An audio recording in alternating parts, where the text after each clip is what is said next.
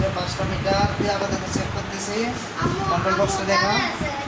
এখানে এখানে মিটারে ভোল্টেজটা দেখাম, ভোল্টেজটা মাপ দেই। এখানে হলো তোমার 5 ভোল্ট চেক দেবো। এই যে 5 ভোল্ট দেখা যায় না, 5 ভোল্ট।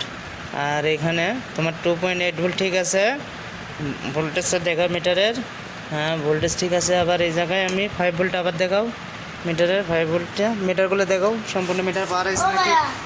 সম্পূর্ণ মিটার পাওয়ার হয়েছে। আমি একটা করে মিটার দেবো, রিলে ধরবো, এদিকে চাপ দিতেছি, এদিকে মিটারে দেবো 1 2 3 4 5। সম্পূর্ণ মিটার ঠিক আছে।